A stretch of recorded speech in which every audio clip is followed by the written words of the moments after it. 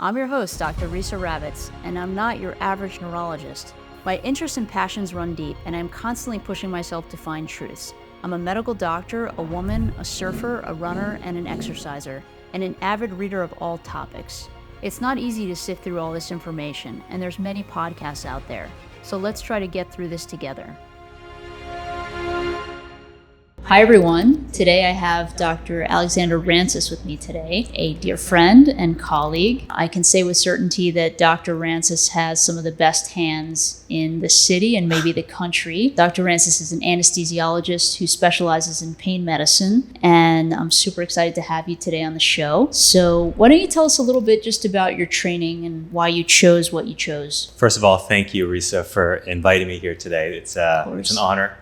To not only spend some time with you, but hopefully to help educate people on how and what we do in terms of pain management. So where did you train and where are you now? Simple answers. So I stayed in New York. I trained both at NYU and at Downstate, which is in Brooklyn. I did my anesthesia residency at Downstate. I was chief my final year, and then pursued a fellowship in pain management at NYU. So I've been practicing predominantly pain management since then, but I do anesthesia as well. Amazing. You know, I think a lot of people don't really know what pain management is and how it came about. And it came out of the anesthesia field, correct? Yeah, right? You're correct. It was initially a fellowship that initiated by an anesthesiology program. We work well with our hands doing numerous types of nerve blocks and epidural injections. So from the OR setting, it kind of got expanded to more of a chronic pain setting as well. So we've been trained with our hands to do various procedures, and it's just a natural step afterwards. For sure. Yeah. And I think a lot of the data, correct me if I'm wrong, came from trauma, right? Post-surgery for longer periods of time, correct? They were doing correct me if I'm wrong, but that's what I remember reading, which is super interesting. For sure. I mean, not just giving anesthesia for patients to tolerate the surgery, but to ease them post-operatively as well. We would do different types of blocks. We would even do epidural catheters that would be set in place for several days so that they can recover well. Because the first 24 to 48 hours after certain types of surgery are extremely painful. Right. And what do you think about, so I always look at this chronic pain model, right? About there's this perception of pain that gets broken, right? You basically have pain that happens. There's a reason it happened. You had surgery or you had a break or break of a bone or something like that. And then days or weeks or months later, these poor patients still have pain. So the problem is not necessarily in the place where they had the injury, correct? So there's a feedback loop problem. That's right? Exactly right. I mean, there are probably two phases of pain. The first acute phase, where the site of the injury is sending signals back to the brain, which is a protective mechanism that we have, so that we can kind of rest it and allow it to heal on its own. But after a period of time, sometimes there can be some rewiring of these pathways, and pain can unfortunately become chronic. And they say that sometimes that chronic pain can also kind of rewire things in the brain where it becomes more central. For sure. So we're seeing the same thing in migraine. I don't know, not exactly, but that there's sort of this central sensitization, which is what you're talking about. There's rewiring in the spinal cord and the brain, and that becomes the issue. So it's not an issue of this localized problem anymore. So let's get into it. Let's talk a little bit about why we do that. So let's start with low back pain. So low back pain is probably the most common reason people go to the ER, miss work, and the biggest cause of disability in this country, right? Or close to it. Unfortunately, right? Yes. I think that is one of the reasons, or one of the most important reasons, why people come to see their doctors about some sort of pain, some sort of injury, and it's usually the back. Okay. So what types of procedures do you offer patients, or how would you manage a patient that, let's go through it a little bit. So the most typical patient, which is probably the person that doesn't need surgery, let's say, but has a lot of pain for 3 months or 4 months or longer. Right. I mean, we can just kind of go back with some of the patients I saw today. For example, a patient who came in as a walk-in, severe lower back pain that's not traveling anywhere, but it was pretty intense enough where he said, I can't even go to work because it's so bad. He has and this is typical, has a history of a lower back pain that has been relatively stable. He's been managing him on his own through therapy and exercises, medications such as anti-inflammatories when necessary. But sometimes this pain can be so severe that there's not much that they can do other than seeking help or care from someone like me. So I saw this person today, and sure enough, he looked like he was grimacing in a lot of pain. Highly functional guy, but at this point he could not do anything, right? And so, first we try to understand what caused it, what are the sources of it, and then we work our way into treatment options that can help. We start off with medications, perhaps, either to relax the muscles if they're in spasm. If we think that there's an inflammatory response, then we oftentimes we prescribe anti-inflammatories, which can be helpful too as well. And depending on how severe their pain is, we just kind of watch and wait, and hopefully that with time they get better. But sometimes and exercise, right? And trying therapy, physical therapy. Oh, for sure. For sure, yeah. right? Therapy is kind of the mainstays of treatment like this, and that's kind of their long-term plan for chronic pain. But sometimes when they're in acute pain, either they cannot participate in therapy, makes it worse. Or they've been doing it and they're looking for something else. So that's when we try to add things to their treatment plan. Amazing. So I agree. I do a lot of pain management, as you know, as well. And I think, the mainstay of treatment has to be movement. But I think a lot of these patients, they can't move. They're guarding everything. They're guarding for reasons that they don't need to be anymore. Their body, we already know that there's no, big pop disc or any. Again, these are non-surgical patients we're talking about, right? That don't necessarily even need surgery or don't need surgery, yeah, right? For sure. I mean, that is kind of always within the differential of our treatment plan, surgery or no surgery. And I lean on and rely on our surgical colleagues to make sure that I can get them the care that they need, patients' care that they need if they need surgery. But granted that surgery at that point is not an option. We try all avenues of treatment. And movement is one of those things, for sure. But in the acute setting, like, for example, this patient I saw earlier today, he is unable to. And trying to kind of make him move despite pain sometimes is not always the best initial first step. For sure. So that taps into the reinforcing the pain, actually, and also the mood and that they can't do things. So I totally agree with that. So what kind of procedures would you offer somebody like that? I know it's hard to not get super specific, but just kind of broadly.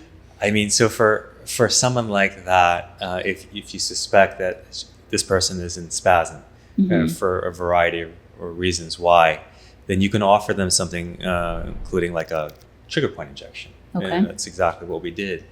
Trigger point injection is using a very thin needle, finding areas, muscles that are in spasm, and injecting with either a local anesthetic or a local anesthetic plus a little bit of a steroid to reduce pain and inflammation.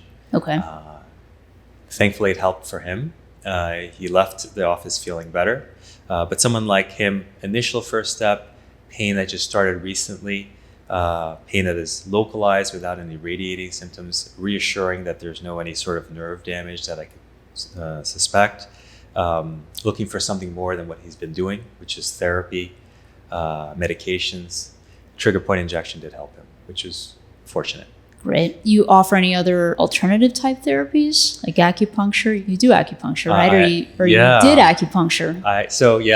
Cupping, the stuff that everyone asks about all the time. Part of my training was before medical school, actually. I was an acupuncturist for 7 years, and Amazing. I found it to be helpful, very rewarding. Treating pain in general is very rewarding, but specifically acupuncture, where you can sort of speak, at least here, you could say this is not the norm. So when things happen to work because of your treatment, it's impressive to them, and it's rewarding to me to see people get better. But acupuncture is something that I will always be a proponent of. I don't know if it works for every indication, but it's one of those things where very low risk, high reward type of scenarios where it's worthwhile to try. Agreed. For sure. I don't know about you, but in the migraine world, it definitely works. It seems to kind of kick the can down the road, which is valuable for patients, but they have to kind of keep at it and do it a lot. That's part of it. And Yeah. I don't necessarily think that's a bad thing. It's Yeah. just like therapy and home exercises, it's kind of a continual treatment. I find that acupuncture can be beneficial for those types of patients where sometimes the mind and the body, in terms of what's causing the symptoms, cannot be, so to speak, separated. Totally, yeah. Right? So, for example, you probably see a lot of patients with migraines that are probably triggered by stressors. Yes. Right? Whether it's work stress or home stress or relationship stress. But there's reliably a pharmacological reason why they're also having migraines, even mechanical, muscle. Yeah. But also you can't separate the fact that the stressors are probably related mostly with things that you cannot control, right? And so acupuncture is very effective, I think, in treating the mind and the body together, right? So you may not always treat issues that are what they're there for. Right? So, for example, I see patients sometimes come in and say, do you treat back pain with acupuncture? And I said, it's worth a try, right? After several sessions, patients will come back to me and they'll say, acupuncture did help me, but not for the reasons why I came in, right? I'm sleeping a little bit better. For example, my back's still hurting, but I think I can tolerate it more. My digestion is probably a little bit more regulated. Or they might say, I'm just having, a better relationship with my family because of acupuncture has helped me kind of calm down, right? So I find that although acupuncture may be indicated for a specific reason because it treats the whole body, it just might be better for just wellness as well. Agreed. Definitely agreed. All right. So then let's go a little further. So the next person that maybe I refer to you because let's say they're like this patient that you had, but the pain persisted for over a year. And maybe they have some pain that kind of radiates into their leg. So, there's epidurals, which are sort of thrown out there in the world a lot. So tell us a little bit about that. Sure, yeah. Most people think epidurals are the type of injections people get for labor, right? And they'll be like, oh, is it going to hurt like my last epidural? I was like, you had an epidural before? I was like, yes, about to deliver. It's like, no, it's a little bit different. But yes, the type of pain that you're describing is... the males don't say that, do they? The males don't say that. No, that's true. That's true. But most women would be like, I understand what you're trying to do. It's like, is that really going to work for me? I was like, it's a little bit different, right? And what you're describing to me is more what we call kind of like a neural impingement, neural involvement, which means a nerve in your spine is sending signals, of pain back to the brain related to, for example, this distribution of pain or sensation down the leg, right? So you have pain in your back traveling down your leg. A lot of people describe it as sciatica. Very common, yeah. They say, what's wrong with my leg? It's like, your leg is normal. It's the nerve in your spine that's causing all the problems. If they've done everything that they can, including seeing a surgeon, which I do recommend, and they say you're not a surgical candidate or I want you to try something else, or patients say, I want to try something before surgery. And oftentimes an epidural steroid injection, which is different from a labor epidural, can be effective in managing symptoms, right? These are all done under what we call fluoroscopic guidance, so it makes it very accurate, right? We really want to know, after reviewing the imaging, what nerve is causing that pain, and then targeting that using the X-ray, which is a fluoroscope machine, and guiding that injection so that we can be as accurate as possible. That fluoroscopic guidance also makes it much more easy to do, right? And therefore faster to do. And safer. And then safer to do. Right? So these treatments can be pretty effective, hopefully, very safe, and obviously pretty quick. Yeah. And so overall, it's not a very uncomfortable or painful procedure because of that. That's great. And just to show the audience as well, where do you usually go? Okay, sure. So we can see this here, I'm assuming, right? Yeah. So I'll just point at certain things, right? Just so that we can understand where the anatomy a little bit. So obviously the spine is made of a whole bunch of bones kind of stacked on top of each other, right? And then between the bones are these discs. And it's the culprit for the majority of people who is describing pain or shooting pain down the leg. And you see the nerve roots here. These nerve roots connect with in this case, our leg. So if one of those nerves are pinched by a disc, it can pinch against it. So it causes pain. Under X-ray, what we can do is that we can guide an injection either through the space over here or through a space over here. And so that once we are at that space, we can confirm with what we call contrast dye, so we can see it on the x-ray, and then we inject that steroid, which reduces pain and inflammation. So it's just steroid, or it has lidocaine or bupivacaine too, or no? On occasion, we can use a local anesthetic. It depends on the patient's preference. Okay. And sometimes when we inject a local anesthetic as a side effect, temporarily there can be some weakness in the leg. I tend to tell patients, if you're going to use a local anesthetic, and the reason why we do that is just to get more immediate relief. And for sure, patients want to be feeling better as quick as possible. We use a local anesthetic. The steroid, which is kind of the real kind of workhorse of this injection, does not take an effect for at least 48 to 72 hours. So patients do have to wait that amount of time before the relief becomes more apparent.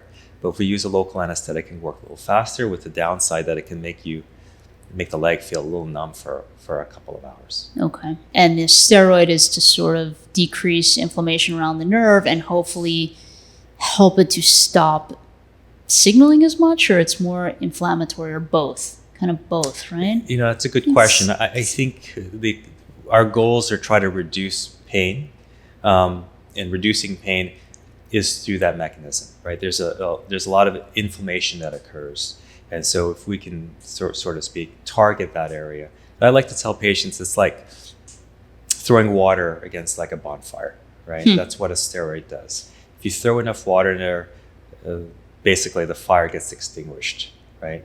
If you don't put enough in there, or that water is not strong enough, sometimes that fire can kind of not be completely out of control, but it still might be there. So you need to kind of find other ways to reduce that even more. And that's what I always encourage patients to do. It's not kind of an either or thing. It's more of like, we're going to do this treatment, this injection, so that you can continue your other treatments, right? Gotcha. Yeah. That can include movement, physical therapy, activity modification, which is trying to avoid things that make it worse, just so that we can get you functioning again. Yeah. How do you find it? How do people respond? Oh, okay. I mean, I worked with you, and people definitely respond very well. But it's tough because it's chronic, right? But I do think that people move better. And great. So the treatment itself is not changing anatomy, contrary to what people may think, right? We're not like pushing the disc away from the nerve, but we don't always have to live in pain with the anatomy that we have. Yes. Right? So if we reduce enough inflammation, reduce enough pain, we can function more, allow you to continue treatments at a higher level than you normally would if you were just kind of in pain. And hopefully you can kind of get some relief out of this. And I have patients who say that it can last for years. Yeah. And then it comes back. Well, the truth is, most of these people are not going to change their anatomy, right? We're all not going to get surgery, and we all have had these pains, or, after a certain age, I think most people have had some of these things happen. So we're not going to all get surgery, and we're not going to all... although very, very, very important. Agreed. Not always indicated. Yes, not always indicated, but these are recurring things that happen too, right? Like people often get, throw their back out, and then it happens again 6 months later, 5 years later or so. And so that's the kind of the clinical utility of these intervention procedures that I do, is that when they are in this flare-up and they're doing everything they can, or at least we like to think they are, at least they have an avenue, so to speak, to kind of get them at least in a better shape than they normally would, right? Yeah. And also a lot of chronic pain is a lot of counseling. And so the majority, I would say, of patients that I see, they get the counseling because it's important for them to understand that managing your pain is something that you have to expect, right? Yeah. Pain relief is something that we're going to try to help you with, but resolution of symptoms, sometimes unrealistic. But in a way that I tell patients to keep at it, because being hopeful that your pain can be managed is probably more important than saying that I'm going to say that your pain is going to be gone for 3 months, right? Because sometimes it works, but it doesn't always. And it's going to come back. But as long as it's manageable and you find ways to manage it on your own, and you see me if you need to for those flare-ups, I think we're accomplishing something. No, you definitely are. It's great. Yeah. I think it's life, it's part of life, I think, is not to be in pain like that, but it's exactly what you said. There has to be that. There has to be hope, that you can change it or have a way to manage it. And it's not so much even living with it. I think it's like perceiving it differently and getting back to the things that we want to do in our life, you know? Yeah, you know, I don't want to focus it on me, but I use, as you know, because you were one of my doctors that had treated me, I suffer from and you neck. me. That's true. But neck pain and headaches is what I get. I've been having it for pretty much my whole life. Same. We're going to get to that because that's, I know. Okay. So no. I'll wait, but say what you want to say about that. I have flares every now and then. I seek your advice, and you rightfully tell me it's going to get better. And you convince me that although surgery may be something that you may want to do in the future, just wait it out. Do what you know will help you. And then with time, it does get better. So I mean, but in those moments, I have those too. You feel a little hopeless. You feel like, not hopeless like in a dramatic way. Well, maybe in a dramatic way, but kind of like, is this ever going to get better? Am I going to be able to do this? Am I going to be able to run? Am I going to be able to, spend time with your kids? Like in an active way. It's definitely a scary thing, and I think most people are going to experience it. Most people will experience it, and I get it. I get how people can fixate on it. Yes, like that's all they think about because it's this constant feedback of ouch, ouch, ow, ow, ow, and you definitely, and then you start to guard, and then you don't do things, and then you don't move, and then something else closer to that joint, starts to get stiff. So. Yeah, what you're doing is great. It's amazing. I think both of us, we have a lot of empathy in our patients because we understand that what they're going through is something that can happen to anyone, particularly us, right? Yes. So, when what's important is to kind of have that resources like you, so that I can say, when my neck is hurting or when I'm having some pretty terrible headaches, what should I do and seek treatment? And once that treatment kicks in, which it will, just stay hopeful, until then. Amazing. So let's talk about the neck and headache thing. Since Sure. you and I both have that, I think we both have it pretty bad. Yeah. I don't. Maybe your neck looks worse than mine anatomically, but I'm not sure. So we'll talk about that too, because I think people fixate on that too, right? They come in and they get a scan done and they have a little bit of a disc bulge or a disc herniation or. Again, not minimizing surgery or not minimizing actually looking for a structural cause of what's happening, but just reiterating that pain has many places that it comes from, and as it becomes more chronic, it is more of a circuit problem in a lot of ways. So we could talk about you, we could talk about me. I mean, I have had my neck scanned more than one time and nothing, thank God, has changed. But that pain is 10 out of 10. I mean, when it happens, it's 10 out of 10, right? Yeah.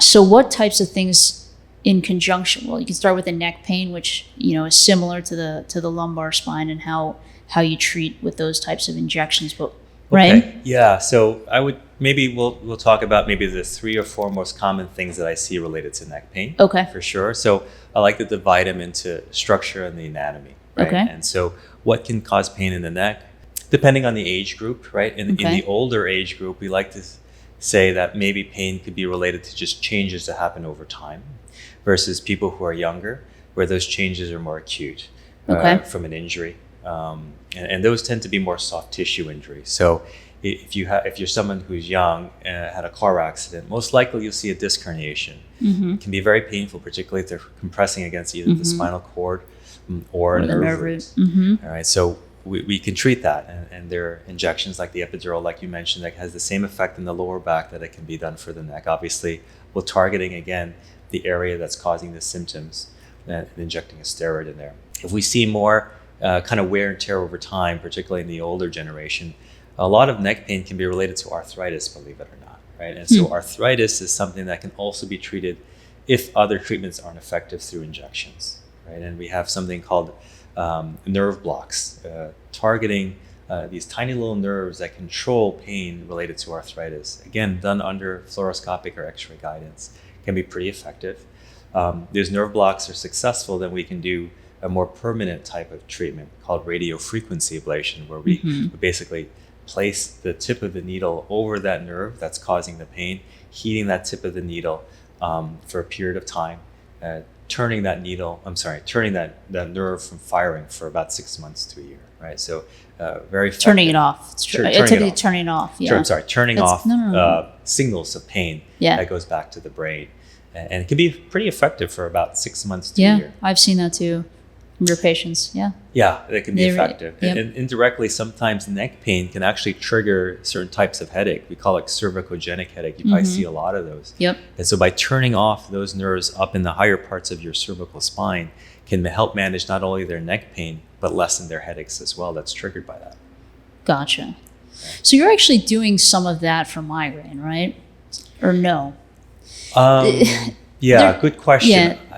From a migraine treatment perspective, I leave it to the experts for you. But if I think cervicogenic headaches, and correct me if I'm wrong, if cervicogenic headaches can trigger a migraine, then for sure, indirectly, I think I am treating migraines through that. I think you are. Yeah. And I think there is definitely a patient that's very good for that type of treatment. For sure, the person that obviously has some neck pain, but by shutting off that signal, you're stopping some of the other signaling that's, purportedly going into the back of the brain and then up and around and sort of connecting everywhere. So any one of these nerves can trigger a migraine, right? Like people always say it's behind my eye or it's somewhere exactly in one spot. That's the nerve that likes to get triggered. So if that can be blocked in some way or cooled down or turned off, it's going to be helpful. So there are many people that actually do high-level cervical RF ablation for migraine every 6 months, and they get pretty good results. I think they're mixed, but sometimes it's a cascade, like you mentioned. It's not just one particular trigger, and that's why when I talk to patients about migraines, I always refer to someone like you because it is so complex that understanding it from my perspective is a little bit above my pay grade, so to speak, right? But give yourself some credit. If we can turn off some of those signals, yes, through treatment like that, maybe it can kind of wind down a little bit. Yeah. And maybe whatever's left over, that'll be your expertise. Yeah. So I think some patients as they get older, they get more neck kind of tightness with their migraine, and I think those people would potentially be good candidates for that. Yeah. We block it first to make sure that they respond temporarily, and if they respond temporarily, the radiofrequency ablations, which is the more permanent treatment, has pretty lasting benefit. I have patients who come back once a year or so and say, this really worked, it's just time to repeat because it's starting to come back. It's amazing. Again, one of these low risk, high reward types of treatments that's worthwhile pursuing. Yeah. Any other types of procedures that you want to talk about that are cool that you do, or PRP, or you want to talk about any of that stuff? Talk about that if you want. I mean, we can. I think people ask about it. They talk. Okay. So PRP or even maybe knees. A lot of people have knee pain. Sure. Yeah. Athletes, So as you know, PRP stands for platelet-rich plasma, right? So it's basically concentrating platelets, which is found in your blood, and then injecting it into areas that needs it the most. Okay. Right? So taking the patient's own blood. Taking the patient's own blood, a specific part of their blood called platelets, concentrating that. So we would get, for example, 60 cc's of blood, and we're able to extract maybe all the platelets out of there and focus it on maybe like only 5 cc's of that. Multiplying its concentration by 4 or 5 times, maybe more, right? And the idea is that platelets, amongst other things, can release these properties, so to speak, these healing factors when you put it into areas that need healing, right? They release something called growth factors. Mm-hmm. These growth factors have many different ways where it can help with pain by reducing inflammation. Eventually something called remodeling, right? So making something stronger, right? And so making things where there's decrease in inflammation and stronger can help with certain things. For example, like a tendon that's weak in your elbow. Okay. Right? Some types of treatment like that are actually preferred nowadays in some treatments rather than doing a cortisone shot there, which can be harmful. Right? Yeah. So that's something that we do often, PRP or platelet-rich plasma, into areas that we know can be effective. And so what are the areas? So tendons, joints are pretty effective for that type of thing. There's some of my colleagues that will do them into, for example, spinal procedures.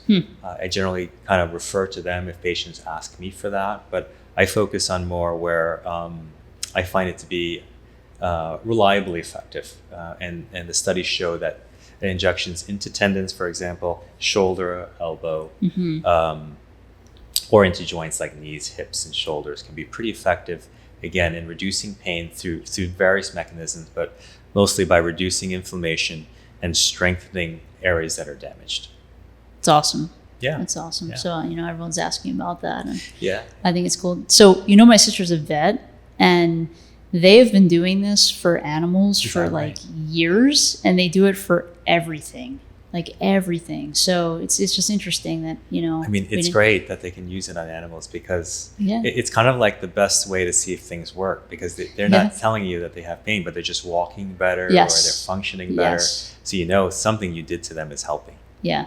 So when I told her a lot of people were doing this now, and she's like, we've been doing that for years. That's old news in their world. It is. Yeah. It is. Well, it's safe, right? It's generally safe. It's their own blood, and it's spun down and then that's how they do it. Yeah, it is injected. It is a thing that, again, one of those low risk, high rewards. Yeah. I think realistic expectations also should be met, and that's kind of a big part of my discussions when I talk to patients about PRP, about what to expect. It's a little bit uncomfortable for the first week or two. Oh, really? Yeah, hurts a little bit. Hurts a little bit. Really? Yeah. Like in the spot? In the spot, there's this kind of this. Too much fluid in there? Or? No. Well, maybe indirectly, but there's this pro-inflammatory initial response that is needed in order for it to work for about a week. But then after that, it's usually pretty tolerable. I usually tell patients just to kind of take it easy for the first couple of days. After a week, it should get better.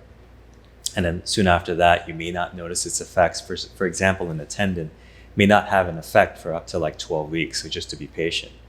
Into a joint itself might be faster, but tendon problems, because of the way things work, again, the remodeling, it takes time. It takes time. Not so much blood supply, right? Exactly, right? So they try to kind of find ways to kind of help remodel by using PRP to your advantage. But into joints, it works relatively quick. I would say within 4 weeks, you should notice improvement if it's in a joint. That's awesome. So you do that in your office? These are all in-office procedures, for sure. Yeah, but we always, again, to assure ourselves of efficacy, we do everything under guidance, either ultrasound or X-ray guidance, just to assure ourselves that medicine, whether it be PRP, which is your own blood, or steroid, is in the right spot. So you, just to segue a little bit, you started your own practice, which is amazing. Congratulations. Thank you. Yeah. What do you like about it? The practice of pain management in of itself is rewarding. So that hasn't stopped since starting my new practice. If anything, it's gotten even more rewarding because I get to, so to speak, choose how patients are seen, i.e. how many patients are seen in a given day. I get to choose, amongst other things, which is nice, my staff, which is a reflection of who you are, right? Absolutely. Staff, very important. Like if you don't have the right staff, it's front facing. It's everything. You're losing the battle already. Yes. You're losing the battle already. So I get to choose that. And thankfully I have a staff talented that are empathetic, that fits kind of my model and who I want to see in terms of the face of the practice, right? So it's important. And in a sense, from a business perspective too, that can be sometimes, kind of challenging for sure. But challenges are good. It's kind of like, it's what makes you stronger, I think. Yeah. So can't complain. That's awesome. Yeah. No, I'm happy for you. Thank you. It's really amazing. You were one of the reasons that inspired me to do that. Really? Right? Yes. You, so to speak, jumped ship first. I did. And or maybe Jess did. Or maybe we both kind of did. Both did, yeah. You both did. And you asked me, both of you maybe said, when is it your turn? Yeah. And I was hesitant at first. No, it's a cliff. It's not a ship. It's a cliff, I think. It was a decision that was helped by you. So thank you for helping me. I'm so glad. Yeah. Thanks. I feel the same way. I thought we didn't take pride in our work before, but there's definitely like a whole experience that you kind of look at, and you're doing exactly what you want to do for somebody, which is kind of, it sounds crazy, but it sounds crazy. That doesn't always happen that way. Yes, exactly. Yeah, or, if you work for somebody else or for a hospital. Right. And, everything it happens for a reason, like you said, right? Yeah. And you need the experience before you can actually do your own thing. And absolutely. That's basically what happened. Yeah, same. Yeah. Exactly the same. Yeah. So is there any other procedures you want to talk about or want people to know about? I do other things, but you do cool stuff. You do all the big blocks. So I do I do something called spinal cord stimulator. Yeah, We let's can hear talk about that. briefly. Let's It hear is about something that. that can be helpful for patients who've been struggling to manage their pain. This is not like a first line treatment of anything, but after failure of certain things, it's mostly issues related to failed back, right? They've had really unfortunate time having or recovering from surgery. A surgery didn't help them, and they're not ready to kind of have a revision. So spinal cord stimulator is something that can be potentially helpful. And it's a newer technology, but it's been still around for a while. Yeah. And basically we can modulate, so to speak, turn down the volume of any sort of signals of pain before it reaches the brain by placing these electrodes over the spinal cord, in essence. And there are these little electrodes that are placed over the spinal cord, connected to a generator that sends different types of impulses. Some of them proprietary by different companies. And what it can do is, again, the brief thing is it can turn down the volume of the pain. So it's masking it, or it's sort of like the gate theory of like flooding it with not to get too technical, but it's interesting to me too, because there's a lot of these devices coming out now for migraine in different ways. And sort of, just so you know too, which is, they're doing vagus nerve stimulators, occipital nerve stimulators, supraorbital nerves. There's many places they're trying to do, and the theory behind it, I think people might be interested. My understanding was it was more of a flooding actually of signal, so then the nerve would discharge all of its quote pain signals and then settle down. I mean, I think for the purpose of the conversation here today, I think in the most simplistic terms, I think that's what it does. It's much more advanced than that. But I like to kind of, an analogy is like, what's the first thing you do when you hit your shin against the coffee table? Grab it. You grab it and you kind of rub it really, really hard, right? And the idea is that the nerves that control your ability to feel pressure are different from the nerves that control pain. And those nerves that control pressure are oftentimes bigger in diameter, so they can flood, so to speak, the perception of pain by feeling more pressure. So in its most simplistic terms, that's how neuromodulation works, right? You're kind of sending a signal so that there's less of the pain signal that you feel or interpret. That's cool.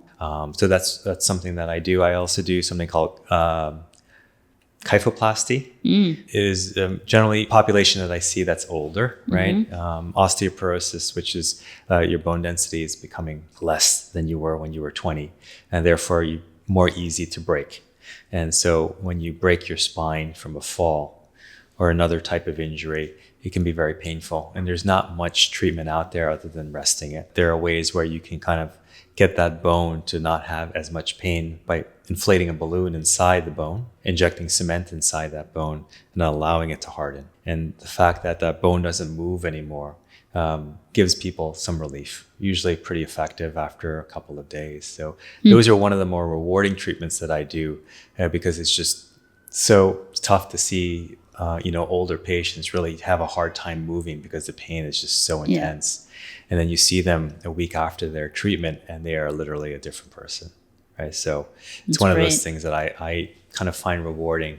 It's a great treatment under the right circumstance, for sure. I don't know, people might be interested to know how we met, which you want to tell them or you want me to tell them? Why don't you introduce that part? Yeah. I had the good fortune of meeting Dr. Rances in a private practice where we were both associate doctors, I guess. What was our title? I think doctors. Yeah, that's a good title, Doctor? I guess. Yeah. Doctor? We worked at the same place for a while. For a while. I think it's like, at least 5 years maybe, Yeah, right? yeah, for a while.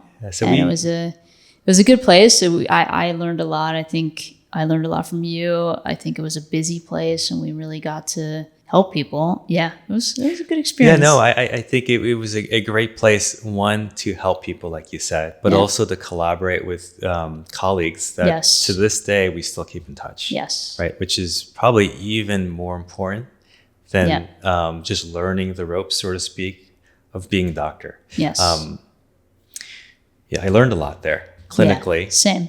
But also in other aspects too as well. And I think the thing that I get most reward out of is just the experience I had just interacting with people like you. So it was great. It was a great experience. But like most things, sometimes you just have to move on. Yeah. And fortunately, everything worked out for the better. we're still working. I mean, we work a block away from each other. I know. It's So pretty cool. All intents and purposes, we could be working just like last time in I the same know. office, just taking I know. a walk. Maybe one day. Maybe one day. Maybe one yeah, day. Yeah. But it's easy enough where we can just refer. Yeah.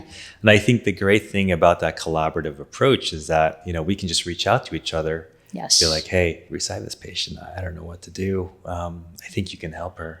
And so we're like, sure, just coordinate right away, and vice versa. Yep. And get another brain on it. That's how exactly. that's what I think about it. I know Because my they're complicated. Me too. And Yeah. they're complicated. These chronic pain is complicated. It's not, I wish it was just, fix something or take something for, a week, but it's not. It's Sometimes that's the perception when patients come to see Yeah. me, that there's a magic pill, a magic injection that treats everything. But not always the case. No, I agree. Yeah. So sometimes we need help from other specialists like Yes. you. I rely on, obviously, spine surgeons, orthopedic surgeons, Absolutely. physiatrists, physical therapists, chiropractors, acupuncturists, everyone to kind of help patients kind of get them where they want to be.